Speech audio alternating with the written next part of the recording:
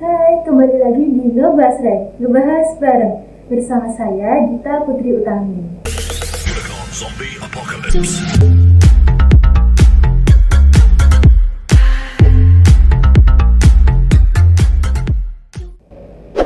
Nah, jadi kali ini kita akan membahas tentang tema yaitu Toharoh bersama dengan tamu kita yang merupakan salah satu mahasiswa Institut Ilmu Kesehatan Nahdlatul Ulama Tuban, yaitu ada Kak Nasrul. Oke, halo. Perkenalkan, nama saya Nasrul. Saya dari Prodi S1 Keperawatan semester 3. Nah, Kak Nasrul, gimana nih kabarnya? Alhamdulillah baik. Ya, meskipun daerah pandemi ya. Alhamdulillah. Tapi kemarin saya sempat flu. Sempat flu. Ya, alhamdulillah sudah selesai, sudah sembuh.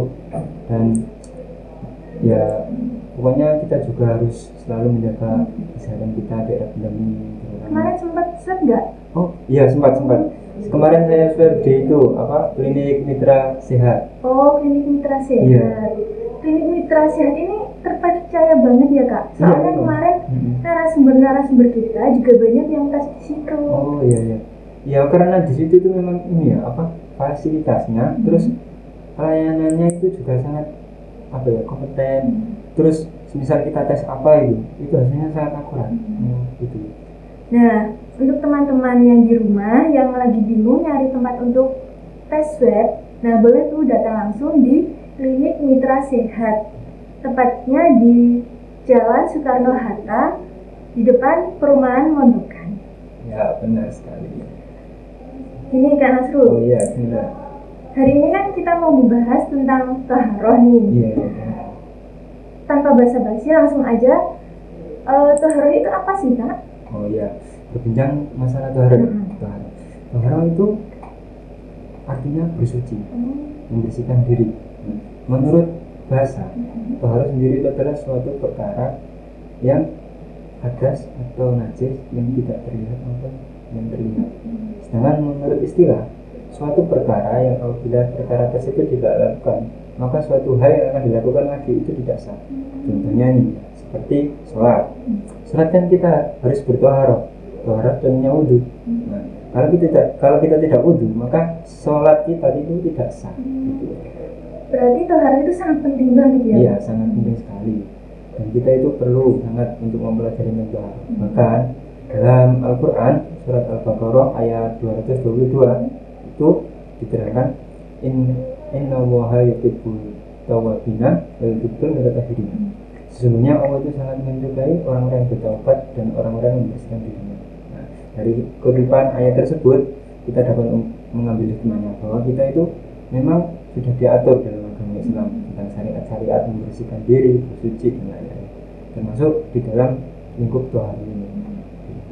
Ya, untuk macam-macam toharoh sendiri itu apa saja sih Kak? Nah, toharoh ya. Toharoh itu dibagi menjadi dua. Toharoh dari hadas dan toharoh dari najis atau kotoran. Toharoh dari hadas itu dibagi menjadi dua. Dari hadas besar dan hadas kecil. Nah, hadas besar dan hadas kecil ya. Ngomong soal hadas ini ya. Hadas itu mulai apa nih? Hadas kecil dulu ya. Hadas kecil. Hadas kecil itu contohnya seperti kita kentut. Kita buat contoh gini ya. Kita buat contoh sholat. Dalam sholat, apabila kita tidak bertoharoh, berwudu, sholat kita kan tidak sah. Nah, apabila kita sudah wudu tapi kita kentut, terus kita menyentuh bersentuhan antara laki-laki dan perempuan yang bukan mahramnya, terus kita ketiduran, itu kan termasuk batal. Itu termasuk hadas kecil yang dimana kita dialihkan untuk wudu kembali. Nah, untuk hadas besar, contohnya nih ya, ada ibu hamil yang sedang nifas dan keadaan nifas, itu juga dianjurkan untuk bertoharoh dengan cara memasak mandi wajib, atau wanita yang sedang haid terus mimpi basah. Seperti hal-hal seperti itu kita jangan dianjurkan untuk membersihkan diri kita dengan cara bertoharoh, yakni mandi wajib.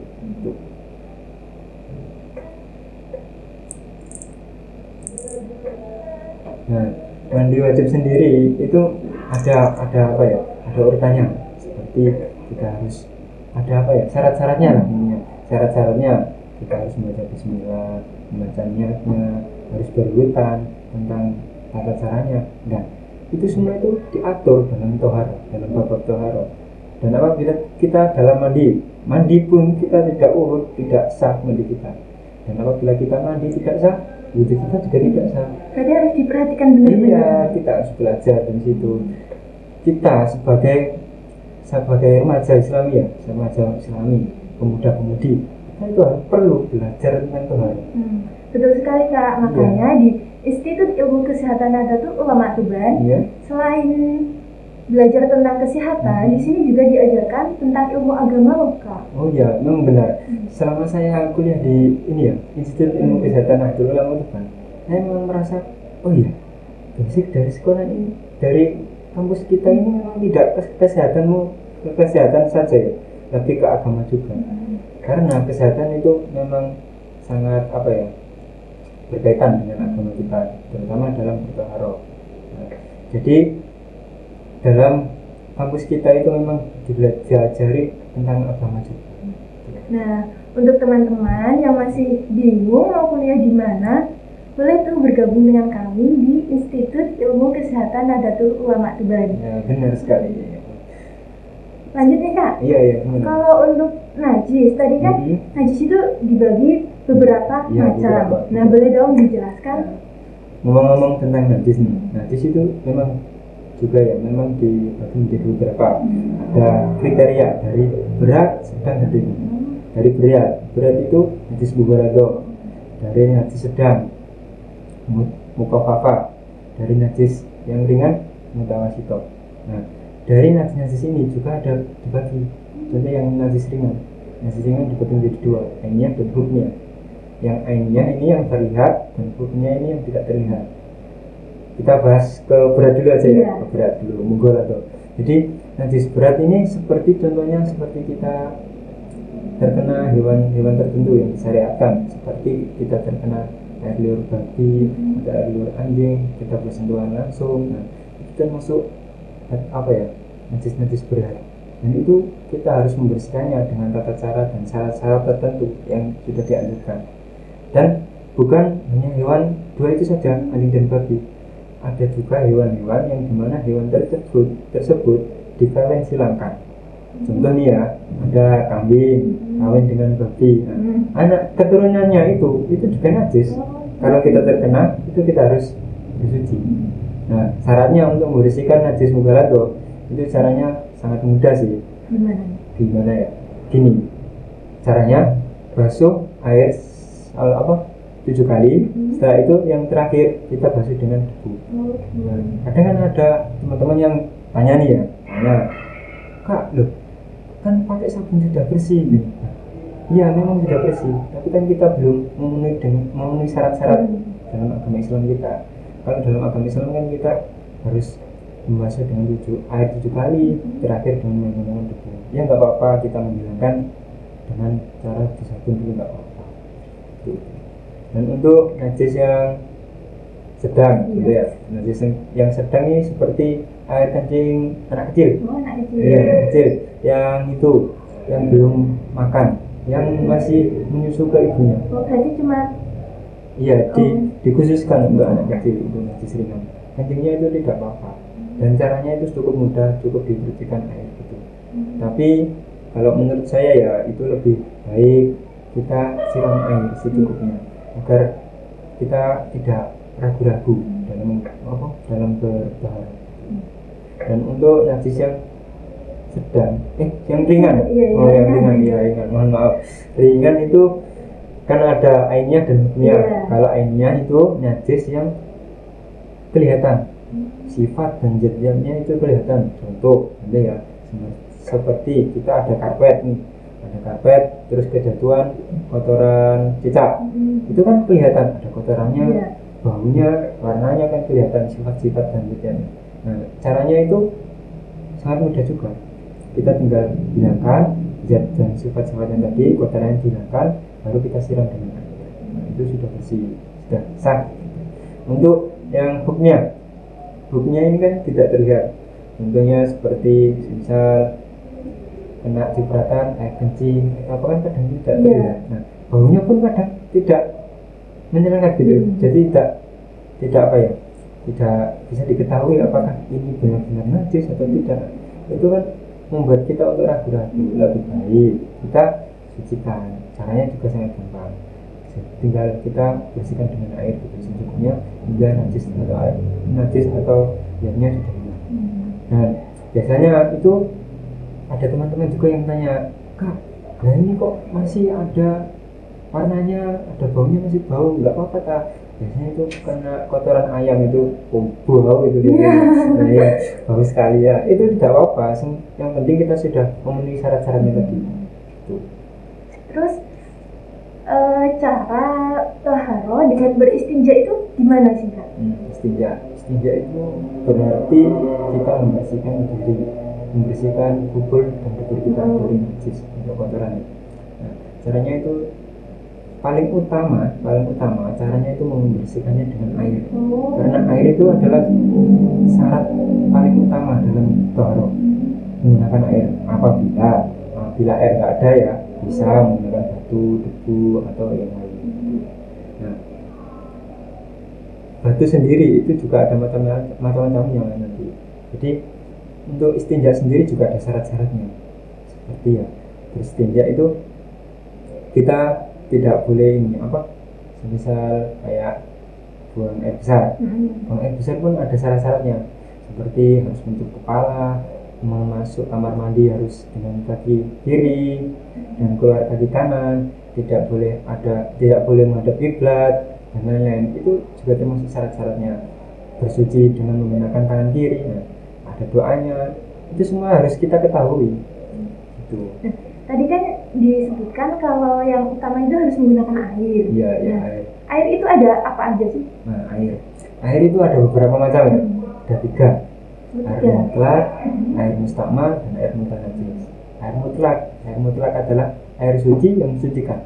Gimana itu? Nah, air suci yang mensucikan, air yang tidak berubah hayatnya dari asalnya. Contohnya? Contoh ya, misal hujan. Hujan itu kalau turun, kalau kita cari ember kita buat bersuci itu boleh. Tapi kalau airnya sudah terkena tanah, khawatirnya kan terkontaminasi dengan zat-zat yang lain, seperti nanti khawatir ada terkena kotoran ayam atau apa, enggak boleh. Tapi kalau kita buat wadah khusus untuk menampungnya itu enggak apa-apa bersuci. Jadi langsung ya Kak? Iya, langsung turun dari langit enggak apa-apa, suci. Terus misal air laut. Nah, air laut itu enggak apa-apa.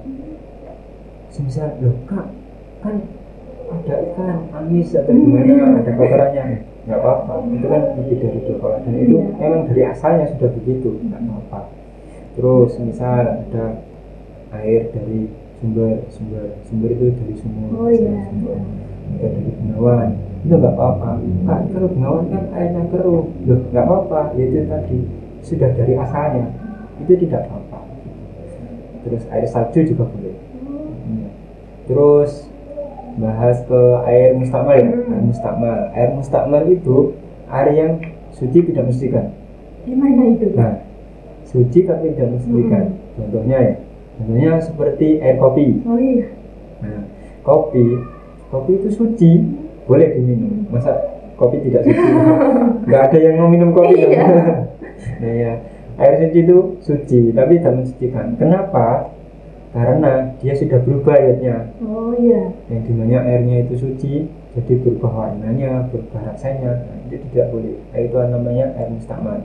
Atau air wudhu yang sudah dibuat untuk bersuci, dibuat lagi, itu tidak boleh. Terus misal, ya pokoknya air mustakmal itu air yang sudah dibuat bersuci atau air yang sudah berubah zatnya, itu tidak boleh. Itu namanya air mustakmal, suci tapi tidak mensucikan. Nah, yang terakhir ini air mutanajis. Mutanajis itu air yang terkontaminasi. Seperti contoh ya, ada air satu bak yang dimana airnya itu tidak kurang dari 2 kolam, dan itu terkena kotoran, misal kotoran cecak atau kotoran apa, itu najis, tidak boleh dibuat untuk suci. Tapi semisal kembali lagi ke Bengawan Solo atau air laut ya, itu kan Kak itu kan terkontaminasi dengan kotoran ikan atau kotoran manusia Kak, Iya. di Bengawan Solo kan Kak. Itu biasanya airnya keruh. Enggak, bagaimana Kak? Enggak apa-apa, itu satu lebih dari 2 kola, 2 sudah dari asal jetnya tuh, dan airnya pun mengalir tuh. Jadi tidak apa-apa untuk yang Bengawan Solo, tapi untuk air yang kurang dari 2 kola ini perlu Nggak dipertanyakan. boleh. Ya tidak boleh. Dan teman-teman itu harus tahu air 2 kola itu ukurannya berapa. Bisa nanti dipelajari bareng-bareng belajar di Institut Ilmu Kesehatan Betul Nahdlatul Ulama sekali. Tuban. Terus nih Kak, Iya. toharoh dengan dunia kesehatan itu saling keterkaitan nggak sih Kak? Oh iya, sangat. Makanya kita kan sama-sama ya, sama-sama Iya. kuliah di Institut Ilmu Kesehatan Nahdlatul Ulama Betul. Tuban ya. Kita di situ kan nggak hanya belajar tentang kesehatan mulu, tapi kita juga diajarkan tentang agama. Ada pelajaran-pelajaran tentang keagamaan. Ya termasuk kita bersuci atau apa itu semua ada tata caranya. Dan itu kita kan diajarkan. Karena kita sebagai tenaga medis harus tahu juga. Kita kan nanti di rumah sakit merawat pasien-pasien yang dimana itu berbeda-beda. Ada yang pasien yang sakit dalam keadaan haid, ada yang pasien sakit tapi terluka parah, dan itu bagaimana cara bersihnya, bagaimana nanti sholatnya. Nah, kita itu harus mengedukasi, harus ngasih tahu, dan itu kita juga harus tahu kan, sangat perlu itu. Nah, itu sih. Terus misal nih Kak, apabila ada luka, Ya. lukanya itu parah Ya. dan harus diperban di bagian tubuh kita yang seharusnya digunakan untuk wudhu. Nah itu gimana caranya? Oh ya. Jadi gini ya, Islam itu memang sangat mudah. Kita itu diberi kemudahan yang sangat mudah. Bahkan seperti luka pun ya, sholat pun kita diberi keringanan. Kalau tidak bisa tidur, berbaring. Kalau tidak berbaring, bisa berkedip dan lain-lain, bisa duduk. Nah, kalau tidak bisa apa-apa ya, meninggal berarti disolatkan. Nah, ini apa namanya? Kembali ke topiknya ya. Iya. Topiknya, kenapa? Bagaimana caranya membersihkan lukanya? Iya. Ya itu. Toharohnya gimana? Dan misal itu begini sangat mudah. Misal sebelum pasien itu diperban, alangkah baiknya dia disuruh wudhu. Semisal wudhu tidak bisa, khawatir terkena nanti infeksi atau apa, ditayamum. Nah, semisal tayamum juga tidak memungkinkan karena lukanya sangat parah, kita tayamum, boleh tayamum di sisi-sisi lukanya, meskipun itu memang tidak sah ya, tapi tidak apa-apa, kita kan sudah diniatkan untuk bersuci dan itu diperbolehkan. Berarti kalau sudah sembuh harus diqodho gitu ya Kak? Nah, untuk sholatnya memang harus diqodho, tapi ya itu tadi, kita meskipun luka ya, kita harus wudhu atau tayamum. Semisal tayamumnya tidak sah seperti syarat-syaratnya, ya nggak apa, kita tetap sholat sebisa mungkin, sholat untuk menghormati waktunya. Ya, untuk media yang dapat digunakan untuk bersuci itu apa aja sih Kak? Oh iya, media untuk bersuci ya. Iya. Media untuk bersuci itu ada beberapa. Tapi yang paling utama kan tadi sudah dibahas, Iya. air. Iya, betul. Pokoknya air itu suatu zat yang paling penting dalam toharoh, yang paling utama. Kalau tidak ada air, boleh menggunakan debu. Debu tidak ada, bisa menggunakan batu. Nah, apa saja tadi? Alat-alat? Media apa saja? Oh, media apa saja? Air, debu, batu, dan juga bisa menyamak. Ya. Terus kan tadi disebutkan debu nih. Iya, Nah, debu.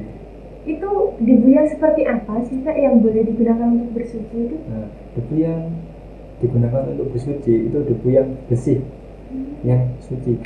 Tapi debu kan biasanya banyak ya di belakang depan rumah, itu kan di halaman rumah banyak. Tapi enggak debu yang seperti itu. Kalau debu seperti itu, khawatirnya nanti ada, nggak tahu terkontaminasi kotoran ayam atau apa. Kotoran airnya sudah kering misalnya. Nah, itu namanya. Terus debunya nggak habis basah, nggak boleh basah. Iya, harus kering. Biasanya itu debu-debu di dinding-dinding atau di atas meja itu boleh. Selain debu tadi kan ada juga batu. Iya, batu. Terus ciri-ciri batu yang bisa digunakan untuk bersuci itu batu yang seperti apa? Nah, batu yang dapat digunakan untuk bersuci itu tidak boleh, batunya itu tidak boleh basah, harus kering, harus keras. Semisal batunya tidak mendapatkan 3 buah batu satu pun boleh, tapi harus ada sudut tiganya. Harus tiga sudut. Nah, 3 sudut. Karena dalam bersuci beristinja menggunakan batu itu kan harus menggunakan 3 batu, 3 kali usapan. Semisal tidak ada 3 batu kan 1 batu boleh, tapi harus 3 sudut. Satu sudut pertama, sudut kedua, dan sudut ketiga. Satu lagi nih Kak, air yang dibasahkan ke tisu. Nah itu bisa nggak sih digunakan untuk bersuci Kak? Oh itu bisa. Oh bisa. Karena dan kita utamakan untuk bersuci. Dan itu boleh saja, tisu, kertas itu boleh untuk bersuci itu boleh. Karena selagi tidak melanggar syariat Islam. Nah, pentingnya kita belajar toharo itu sangat penting. Kan toharo juga ada babnya sendiri. Ada bab pertama di kitab ini membetik fikih, juz 1, juz 2, juz 3, juz 4. Juz 1 itu biasanya menerangkan tentang pengertian. Juz 2 lebih ke perinci lagi syarat-syarat, rukun-rukun. Juz 3 lebih ke perinci lagi ke penjabaran dari rukun-rukunnya. Terus juz 4 lebih ke ke kehidupan sehari-hari kita gitu.